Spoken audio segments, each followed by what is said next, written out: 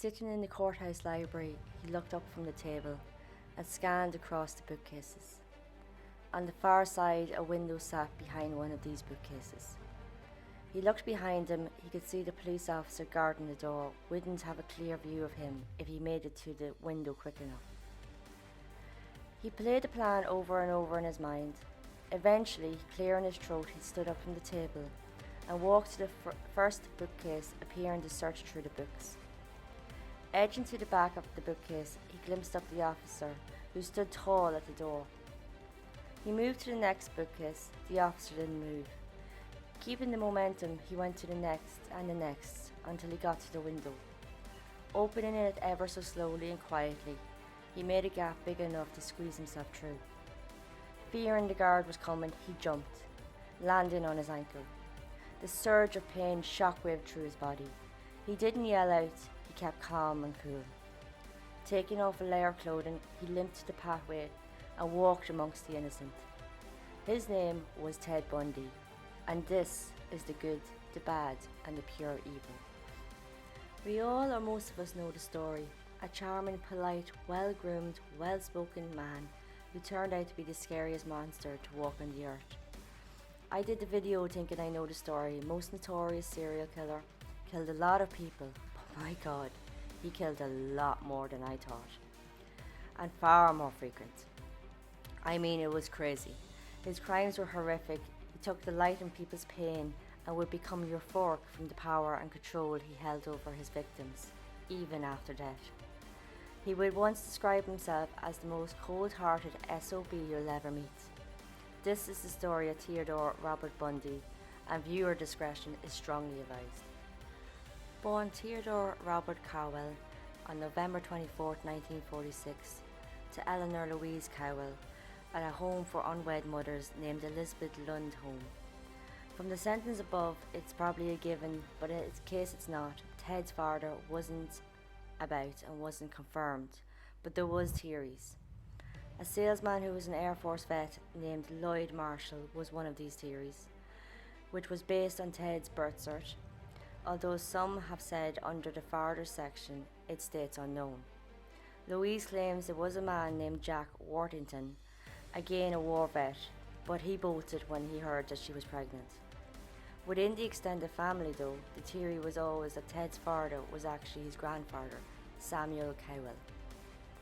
So a lot of unknown for the start of little Teddy's life. Until 3, he lived in Philadelphia. His grandparents decided it was best to raise him as their son. They didn't want the reputation of having an unwed mother as a daughter.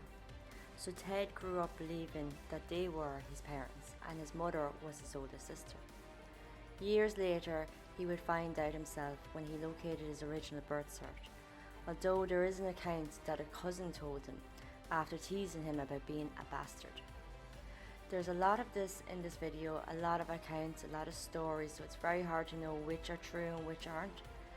Either way, he did find out and he was very unhappy about it. Which you can't blame him really. All he ever knew was now found out to be a complete lie. He did question his mother when he found out, but got nowhere with answers. He became so angry and resented towards his true mother from then on. As for his grandparents, accounts and stories differ, so it depends what you believe to be true. Some say Ted identified with his grandparents, respected them, even clung to them, particularly his grandfather. But in 1987, Ted and family members gave very different stories.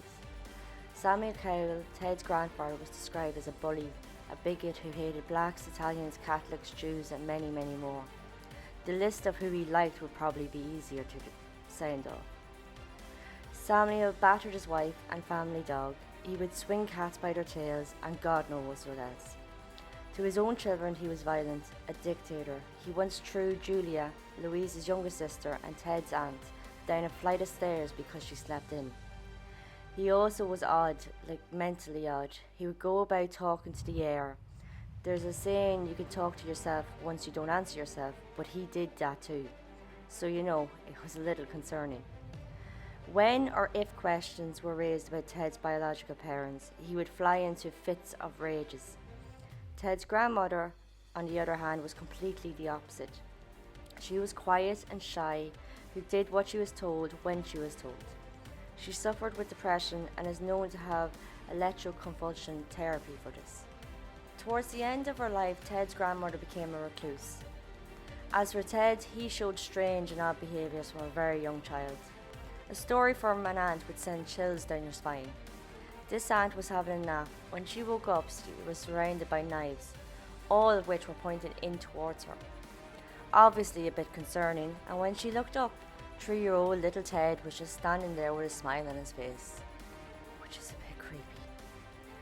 So in 1950, Louise changed her name to Nelson. She then left Philadelphia, taking Ted with her to go stay in Tacoma with cousins. In 1951, she decided to get out and meet more people. She attended a singles night at a local church, and this is where she met Johnny Bundy. They went out for about a year and then they got married. Johnny seemed like a good guy. He wanted to have a united family and cared deeply for his Ted, so he formally adopted him once they became married. Adding to this new formed family, they had 4 more children, and Johnny made a real effort to include Ted. Although not blood, he really did find Ted as his own blood. He wanted Ted to know and feel this, so camping trips were organised and family activities. But Ted didn't have the Brady Bunch vibes his stepfather had. Years later, an ex-girlfriend would recall Ted making it very, very clear Johnny was not his father. He would often make fun of Johnny's intelligence and ridicule his low income. Regarding his time in Tacoma really depended on the mood you got Ted in. Stories were told of him out at night, rambling the streets, searching in bins for lewd pictures of women. Another one of his tales has him in searching for magazines relating to police, crime or violence. Later, when this would be questioned, he would become disgusted and angered at the thought he was suggested of doing such things. Maybe to give reason for the above, he gave another story about heavily drinking at night time, followed by the roaming of the community for open curtains to observe women getting undressed. His social life stories again flip-flopped depending on who you spoke to and what mood Ted was in. Ted told someone about wanting and accepting to be alone. He didn't understand relationships and so couldn't create bonds. However, schoolmates had him as popular, and not a big popular, but popular enough that he was well liked. He wasn't a saint by any means, and like most teenagers rebelled. He was arrested twice for robbery of cars. These were removed from his records once he turned 18. So in 1965 he graduated. First he went to the University of Puget Sound, but moved after 1 year to the University of Washington, where he decided to study Chinese, which is a bit strange, but I'm sure he had his reason for it.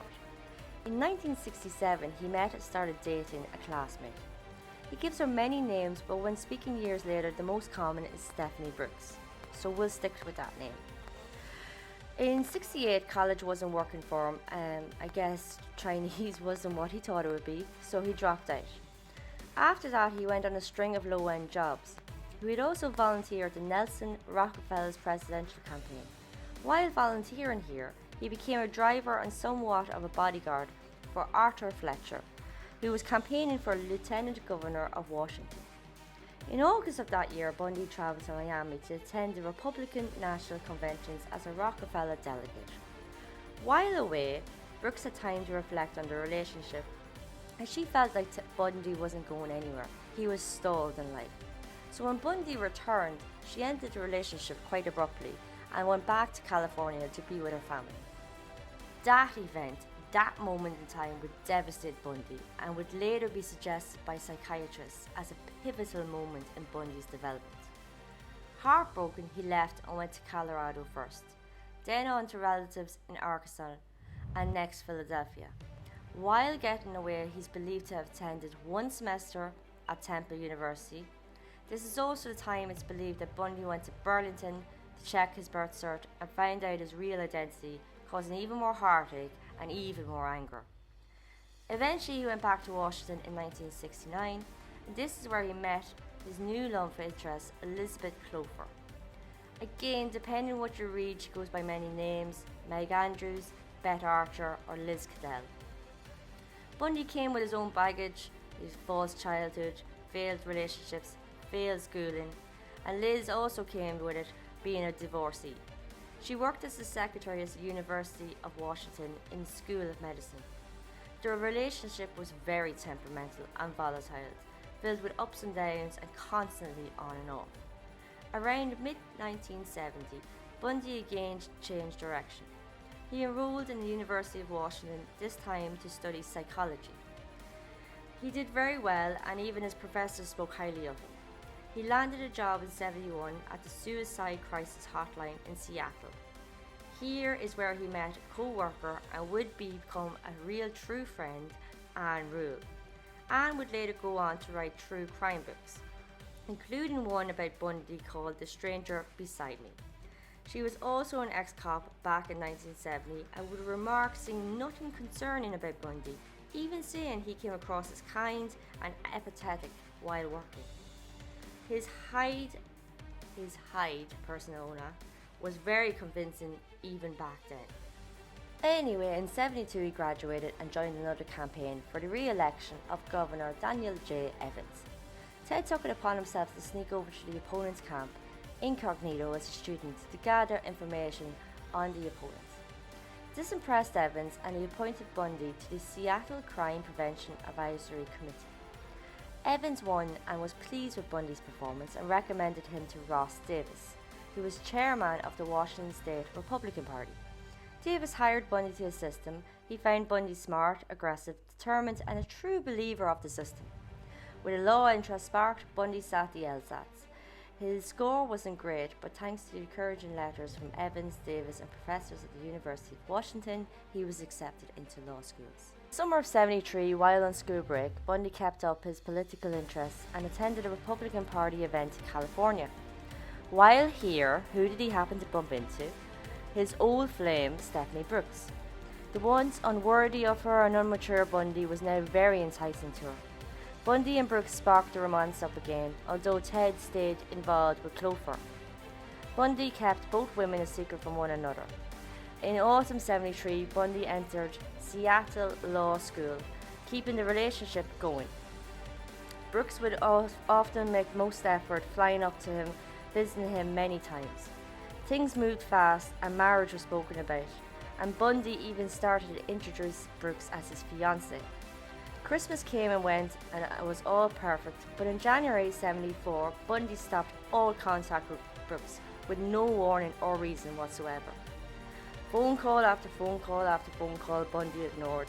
Letter after letter after letter he dumped until one day, about 1 month later, he answered the phone. Frantic and erratic, Brooks demanded answers. Bundy cleared his throat and calmly, with no emotions, replied, "Stephanie, I have no idea what you mean," and he hung up the phone, making it all seem like Brooks was pure crazy. They never spoke again, and years later Bundy admitted he intentionally planned the whole entire thing. The so happened meet up, luring her back into romantically, suggesting a future, all to dub her in revenge for dumping him in 1967. This guy really held a grudge. This revenge, the building of a story, it took a lot of time and focus, so his school attendance took a dive. Even after his revenge was served, the school skipping continued, and in April he just gave up completely. Maybe coincidental, but around that time, young women began to vanish in the Pacific Northwest. No one is sure when or where Ted started to kill. There's many stories and many theories out there.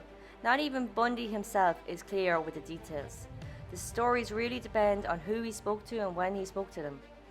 His early crimes he kept mostly secret, even when he was confessing to so many in the days leading up to his execution. But he did tell about some, although again they vary. To his biographer, he spoke about an attempt of kidnapping in 1969 in New Jersey, but didn't murder until 1971 while in Seattle. But to Art Norman, his psychologist, he gave a detailed account about murdering 2 women in 1969 in Atlantic City. Years later, homicide detective Robert Campbell would sit down with Bundy. Bundy would speak about murders he committed but refused to give concrete details, never elaborating, almost teasing the detective. Now, Bestie Ann Rule from the Crisis Centre and Detective Campbell firmly believe Bundy killed during his teens. In 1961, Tacoma, a child, Ann Byrne, was taken and killed. Ted would have been 14 and living in the area, but always denied any connection with it, never ever admitting to it. The earliest documented homicide of Bundy's was in 1974 when he was 27. Bundy would remark by that age he had mastered the skills he needed. At that time, DNA profiling wasn't about, but looking then to now, Bundy still would have managed to leave little, if any, evidence. He was that detailed aware. So let's go back to New Year 1974. Bundy was ignoring Brooks and he was waiting to end the relationship. On a cold January fortnight, Bundy broke into the basement apartment around midnight. 18-year-old Karen Sparks lived in this basement apartment.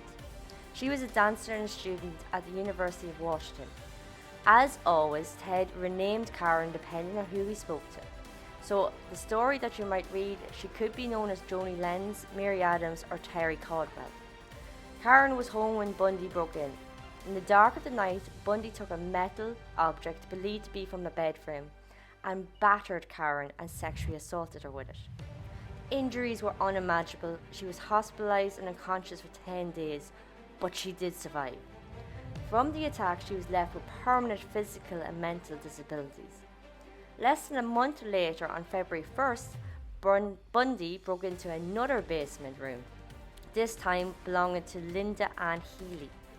She was an undergrad at the University of Washington. Bundy again battered her until she blacked out, but he didn't leave her this time. Instead, he dressed her in jeans, a blouse and boots, carrying her away, never to be seen again. Female college students were vanishing left and right during the first half of 1974, with at least one a month. March 12th again, just a month on from Linda, Donna Mason, who was 19, was a student at the Evergreen State College. She went to a jazz concert and never came back. April 17th, Susan Rancourt left an advisory meeting at the Central Washington State College. She was heading back to her dorm and just vanished, never seen again. After these disappearances, 2 female students came forward to report strange encounters that sat uneasy with them. Of these reports, one happened the night of Rancourt's disappearance and the other 3 nights before. The reports were of a man appearing injured with his arm in a sling. He was struggling carrying items and was asking for help to his car, a brown or tan VW Beetle. Now the 2 girls didn't help him because of the uneasy feeling. Another month passed and May 6th, Roberta Parks, another student, left the dorm to meet friends for coffee. Roberta was never seen again and never made it to the cafe. Although hundreds of miles apart, police of King County and Seattle were growing concerned with how often this disappearance was happening. They had no evidence that the women had anything in common apart from being young, white, attractive and had long hair. June 1st, 22-year-old Brenda Ball came out of the Flame Tavern, which was near the international airport. She was last seen in the car park of the tavern speaking to a man with dark hair and his arm in a sling. 10 days later, June 11th, Georgina Hawkins was walking down a well-lit alley. She never came out of the alley at the other side. The police were alerted the next morning, and 3 Seattle homicide detectives searched the entire alley thoroughly with no stone unturned. Bundy would later tell Detective Campbell about it. He lured Hawkins to his car, taking a crowbar, knocking her out. He then handcuffed her and drove her to a Sikra. Here is where he strangled her, then spent the night with her corpse. The next morning he drove back to the alley. Now the alley was cordoned off and police were swarming the place, but Bundy wasn't heading there. He was heading to the car park next to it. In the car park he retrieved the items of Hawkins he had left, such as an earring and shoes. He did this completely unnoticed. He told Campbell that he had visited Hawkins' corpse 3 more times since her death. So Hawkins' disappearance made the news and triggered memories of witnesses, who then came forward with reports of a man acting strangely in the alley near the dormitory that night. This man appeared injured with a broken leg and crutches. He appeared to be fumbling with a briefcase. A woman reported he used this to engage with others, asking for help to his car, again reported as a light brown VW Beetle. While these women were vanishing, Bundy was working as an assistant director of Seattle Crime Prevention Advisory Committee. Yeah, you heard that right. He would go on to write and got leaflets out distributing, advising women how to avoid and prevent rape. Bundy would go on to work at the Department of the Emergency Services, DES, which was involved in the search for the missing ladies. It was here at DES that he met Carol Boone. She had 2 failed marriages and 2 children. Carol and Bundy became romantically involved, and she would become important during Bundy's final stages of life, which I'll get to later. The media in Washington and Oregon was dominated with the missing women and Sparks beaten and assault at her home. Young women were scared. Pressure was mounting for the police to act, but with little or no evidence, the case progressed soon stalled. Reporters wanted to help, but police had such little info they felt letting it out would compromise the investigations. But similarities started to appear. The women that were going missing at night were near construction sites, around exam times like midterms or finals. They wore slacks or jeans, and nearly at all scenes, a man was seen appearing injured with a slung arm or casted leg, with a connection with a brown or tan VW Beetle. On July 14th, the disappearance went into overdrive. On this day, in broad daylight, 2 women went missing from a crowded beach in Issaquah. On this day, 5 other women would report close calls. These women witnessed a young, attractive man in white tennis gear with his arm in a sling. He spoke with a slight accent, some describing as Canadian, while others said it was British. He introduced himself as Ted. No shame with this guy. And he was looking for help to unload a sailboat off his VW Beetle, which again the women said was tan or bronze in colour. Now, of the 5, 4 straight away had a feeling and were otherwise busy, so said no. But one did say yes to helping him. As she approached the VW, she couldn't see the sailboat. Fear swept over her, and she would turn and run away. However, 2 women weren't so lucky. Witnesses seen a similar man with 23-year-old Janice Ott. She was a probation caseworker and was last seen with this guy walking towards the car park. Hours later, a computer programmer, student Denise Naslund, was at the picnic. At some stage she had to use the bathroom, so off she went, but she never returned to the picnic. Years later, speaking to his biographer, Bundy spoke of taking Janice first, doing what he did, and leaving her for dead. But when he returned with Denise, Janice was still alive. Adding to his sick, twisted way, he forced one to watch as he tortured and killed the other, and then turned on them. The story of making them watch isn't known as true, because he would deny it to his psychologist the night before his execution. With a detailed description of the man and his car, the King County Police posted leaflets around Seattle. As the sketch was also printed in the local newspapers and shown locally on TV. Now Bundy, his on-off lover, Clover, his crisis centre buddy, Rule, and his DES co-worker and University of Washington professors all seen the sketch and all called in to say that that could be Bundy. Looking at the sketch, yes, of course it could be Bundy, but detectives were inundated with phone calls ringing off the hook with over 200 tips a day. With such pressure, they had to be very particular looking into them. With Bundy being so clean-cut, a law student with no previous records that they were aware of, they thought he couldn't be the man and ruled him out. On September 6th, 2 hunters were out for hunting grouse. They found the skeletal remains of Ott and Naslund. There was also extra bones with them that Bundy would later say was Hawkins. 6 months after this find, a group of students for forestry were up on Taylor Mountain. They were on a hiking trail used by many people, including Bundy.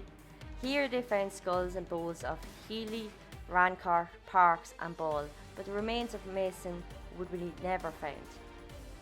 So August 74, Bundy got accepted to study at the University of Utah Law School, and for convenience he moved to Salt Lake City, leaving Clover in Seattle. Although he would keep their relationship going, he would also see others while in Salt Lake City. Attempting the first year of law again, he became frustrated. He watched as other students understood what was being taught much easier than him and were picking up much quicker. A month later, a string of killings began. 2 of them wouldn't be discovered until days before Bundy's execution. September 2nd, a hitchhiker who was never named was strangled and raped in Idaho. It was not known if the remains were disposed that day or the next day. On October 2nd, 16-year-old Nancy Wilcox was kidnapped in Holiday. She would never be found, but is believed to be buried near Capitol Reef National Park. Next was October 18th. While leaving a pizza parlor in Midvale, 17-year-old Melissa Smith, who was the police officer's daughter, vanished. A search party was organised, and 9 days later, sadly though, her body was discovered. Her postmortem showed signs that she lived for several days after her abduction. Halloween night, 17-year-old Laura Amy was leaving a cafe at about midnight and was never seen again. Her body would be discovered by hikers in American Fork Canyon on Thanksgiving. Both of these poor souls were beaten, raped, assaulted, and finally strangled with nylon stockings. When interviewed later, Bundy would share his death rituals and would use Smith and Amy as examples. He'd wash them, shampoo their hair, and even apply makeup to them. On the afternoon of November 8th, 18-year-old Carol DeRanch was approached by Bundy, who claimed he was a policeman of the Murray Police Department. He told DeRanch that someone had attempted to break into her car and she had to come with him to the station to file a report. While driving, DeRanch noticed that they were going the wrong way, and when she pointed this out to Bundy, he pulled over and tried to handcuff her.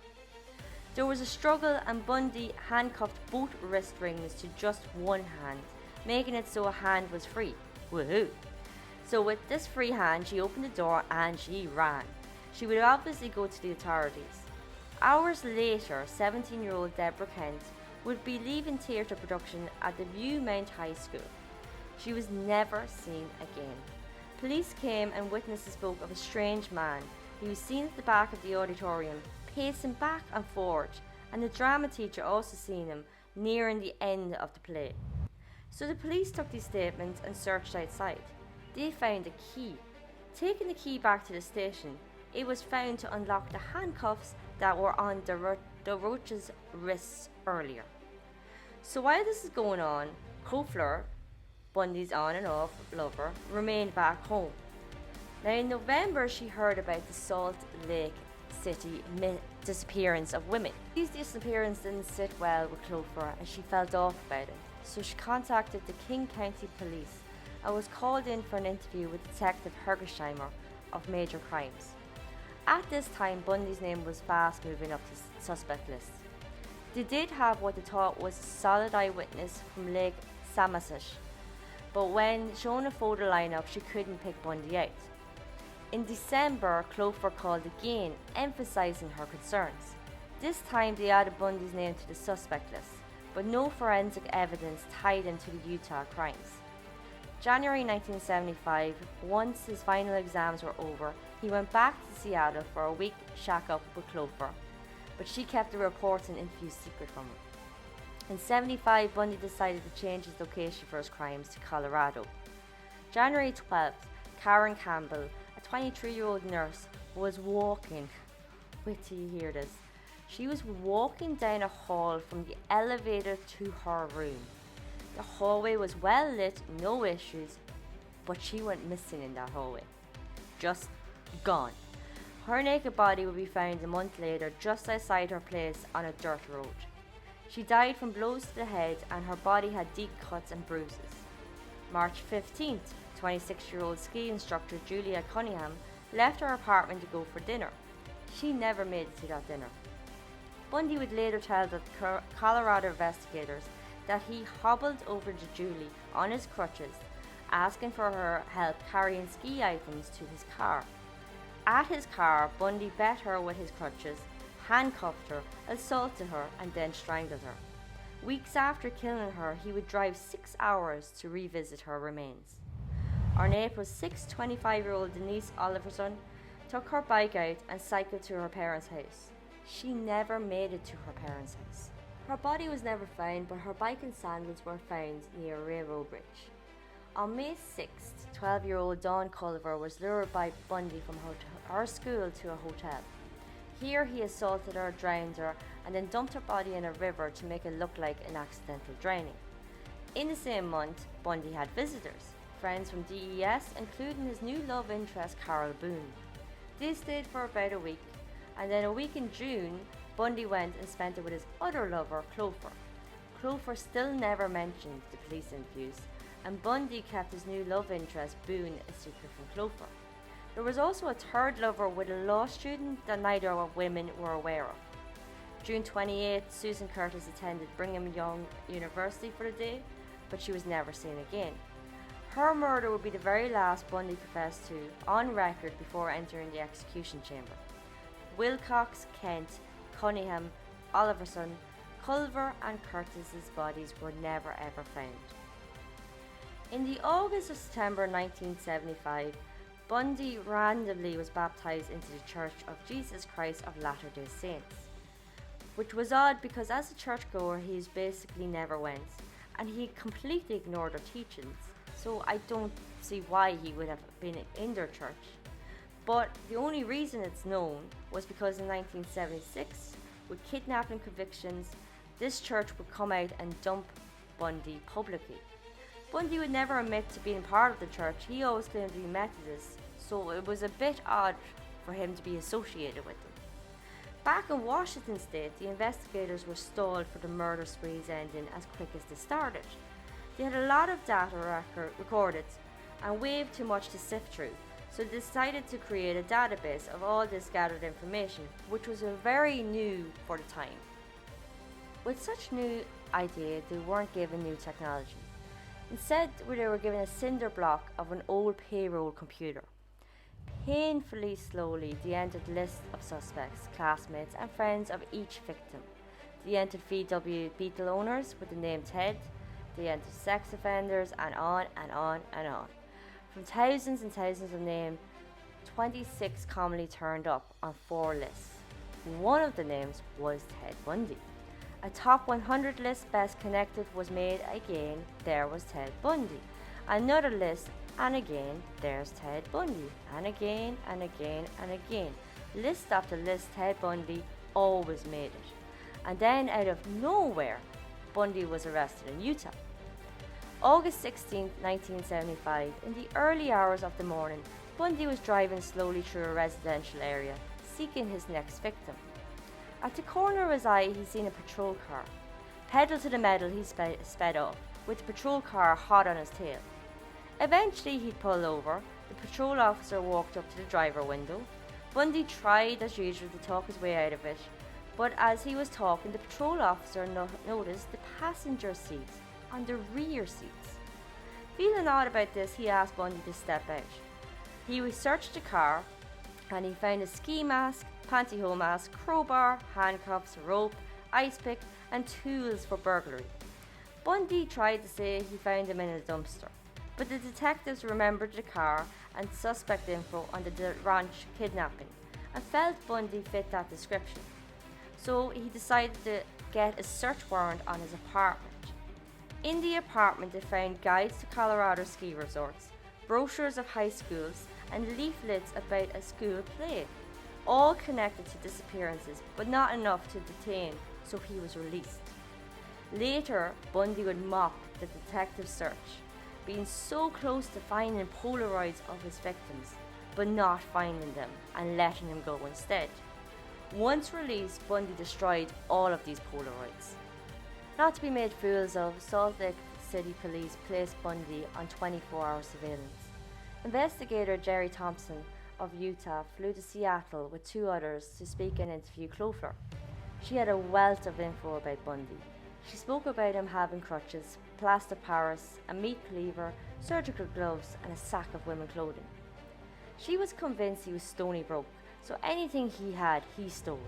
She once asked about a new item such as a TV, and he flew into a rage, threatening her that if she ever spoke to anyone about it, he'd break her neck. She went on to say that Bundy was always wanted her to have her hair long, and she was never allowed to cut it. She also had to have it styled in a particular way. She also spoke about waking up at night to find Bundy under the covers with a flashlight, examining her body. She said Bundy kept a lug wrench.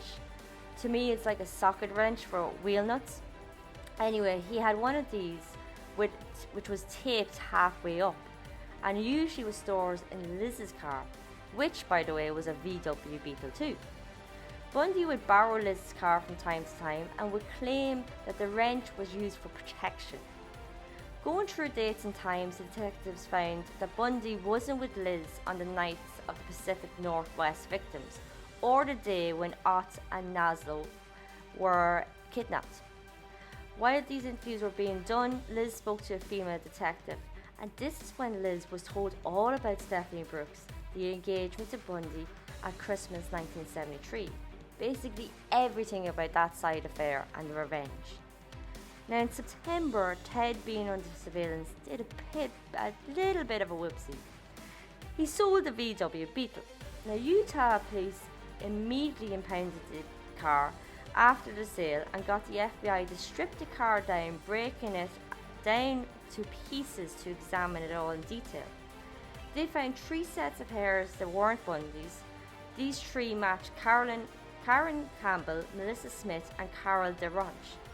October 2nd, Bundy stood in a lineup, and DeRonch was able to identify him as the officer who told her that her car was being robbed. And the witnesses at school also identified him as the man acting oddly. They could only charge him with aggravated kidnapping of DeRonch, and his bail was set at $15,000, which his mammy and his daddy paid. In November, investigators Jerry Thompson, Utah, Robert Campbell, Washington, and Michael Fisher, Colorado, all met in Aspen to talk about the info they had gathered. 30 detectives and prosecutors from 5 different states also attended this meeting. When they left, they were convinced Bundy was their guy, but they needed more to convict of murder. February 76, DeRonch's trial began. Bundy wavered a jury because of the negativity publicity. Bundy was found guilty by Judge Hanson Jr. in June with a sentence of 1 to 15 years in Utah State Prison. In October, Bundy would go missing from his cell and was later found in the bushes by the guards with what they called an escape kit. So he was put into solitary confinement. Later in October, Colorado charged Bundy for Campbell's murder. At first he fought it, but then waived extradition proceedings and was moved to Aspen in January 77. In June of 77, Bundy was moved to Garfield County Jail to Picton County Courthouse for a preliminary hearing on Campbell's murder. Ever egotistical, Bundy decided to be his own attorney. Now this could have been a smart play because being his own attorney meant he didn't have to wear handcuffs or leg shackles while in court. So during a break, Bundy went to the courthouse library for research. The guard stood just inside the door and watched Bundy walk past bookcase after bookcase until he was out of view. By the time the guard got to where Bundy had vanished, Bundy was out the window. He had jumped out, landing on his ankle, causing an injury, but he kept on going. He took off a layer of clothing to appear different, walked through Aspen, and began to hike up the mountains to avoid the roadblocks. While hiking, he found a cabin. He broke into it, gathered food, clothes, and found a weapon. After a night at the cabin, he left to get to the next town, but he ended up getting lost in the forest. He rambled about confused for 2 days on the mountain, walking past trails that would have got him back on track. June 10th, he stumbled upon a camping trailer. Again he broke in, taking food, and this time a coat.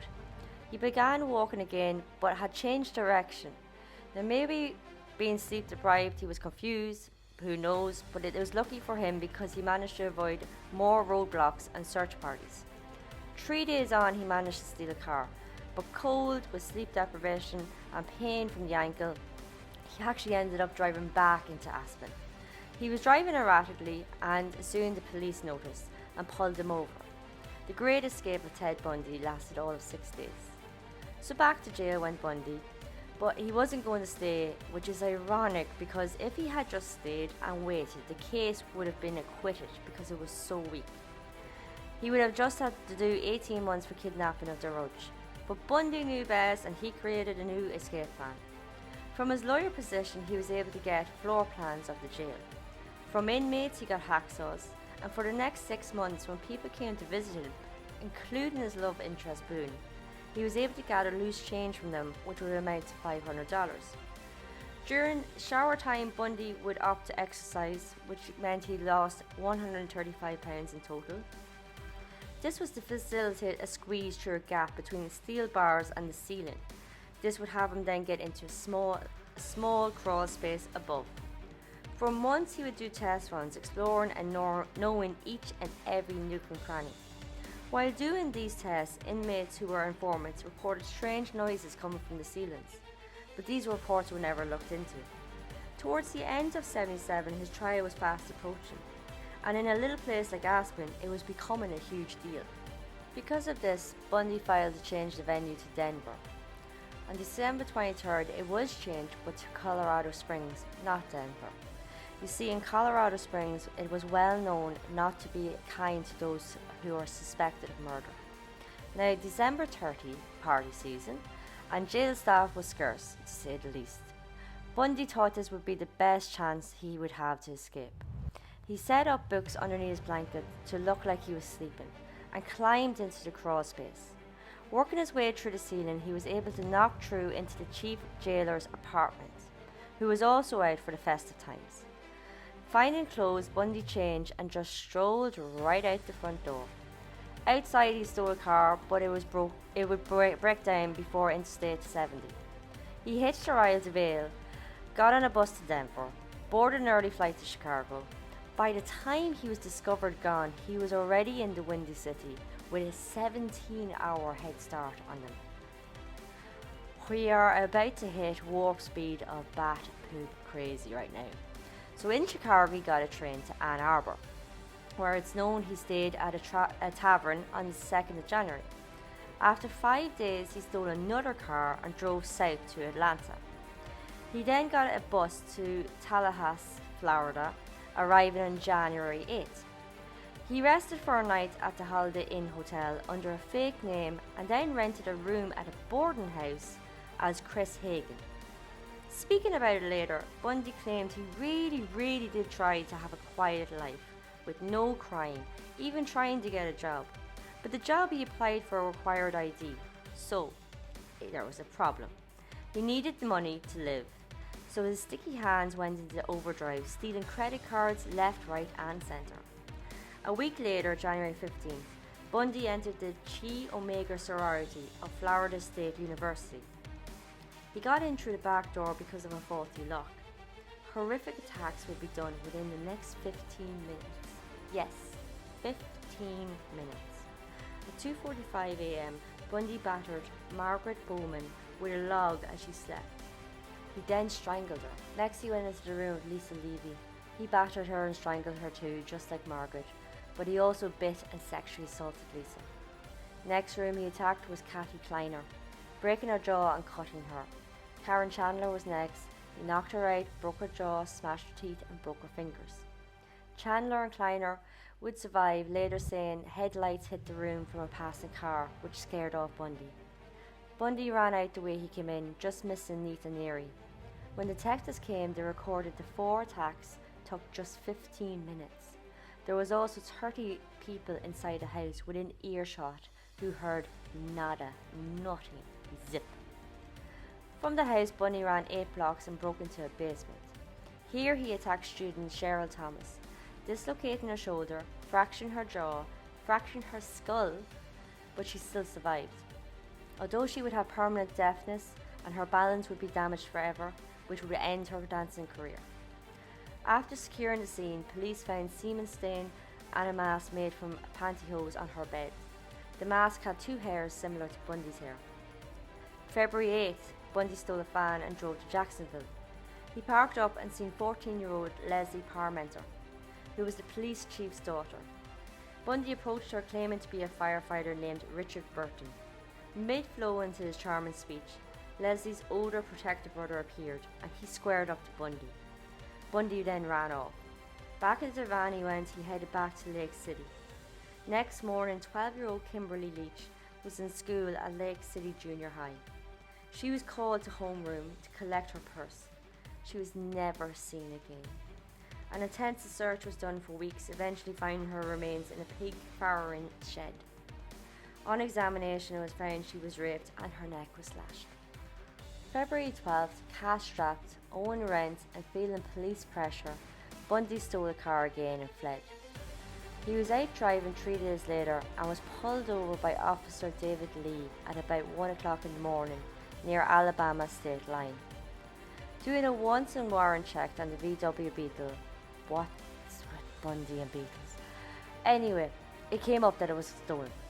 Officer Lee had Bundy step out of the car and he was about to arrest him when Bundy kicked him. That's right, he kicked the officer and ran off. Officer Lee stumbled back but regained composure, firing 2 warning shots. This startled Bundy, allowing the officer to catch up and tackle Bundy. They fumbled about until Bundy was subdued. Back at the car, 3 IDs of female students were found inside, along with 21 stolen credit cards and randomly a TV. They also found 4 non-prescription pairs of glasses, plaid slacks, which were later revealed as part of his firefighter disguise. Taking him into jail, unaware who he actually had because Bundy had no ID on him, Officer Lee heard Bundy quietly remark, "I wish you'd had killed me." June 1979, the trial for the Chi Omega murders and assaults began in Miami. With all that happened, it's not surprising that the trial was a media circus. 250 reporters from 5 continents all came to report on this trial. It also was the first to be televised throughout the US. Bundy had not 1, not 2, but 5 court-appointed attorneys, but still chose to handle his own defence. He didn't listen to them. All that mattered to him was being in charge, which was just crazy. What's even more crazy was a pre-trial plea deal was offered. If Bundy pleaded guilty to killing Bowman and Leach, he would do 75 years. Prosecutors were all for this as their case was a sinking ship. Hard to believe now, but back then they had nothing concrete.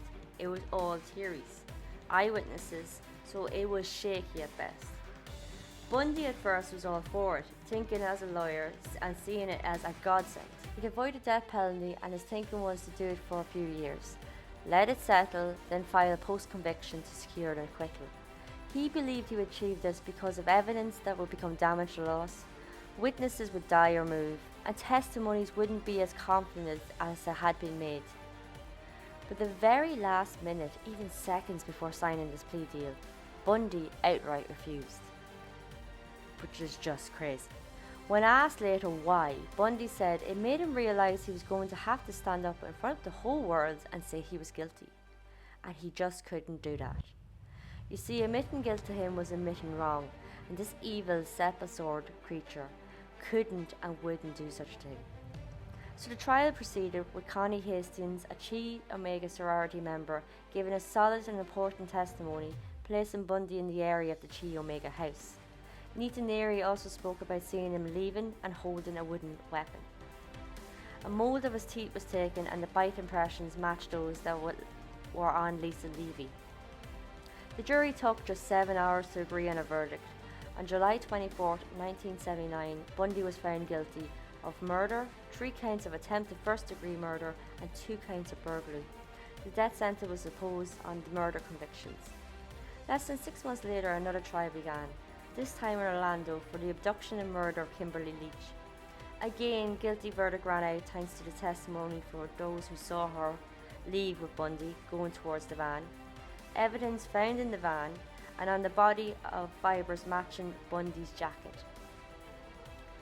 Crazy constantly raised his head during the trial. One such moment happened when Bundy was questioning his love interest, Carol Boone. Boone was madly in love with Bundy and she even moved to Florida to be closer to him. She was testifying on his behalf, which she did at every trial. and Bundy was in mid-question where out of nowhere he asked her to marry him. You see, Bundy was law taught and had a fair idea of the system. He also would research and found an obscure Florida law allowing marriage through a declaration in court. Using this, he asked, she accepted, and just like that, right there, right then, they were legally married. A third death sentence was handed down, and this third death sentence would eventually be carried out 9 years later.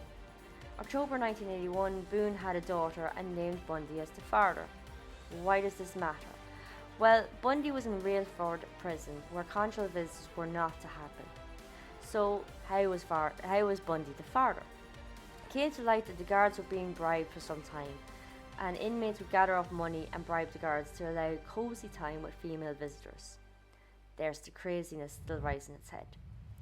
Bundy began to fight with appeals being filed. Bundy wanted time, and delaying was his method.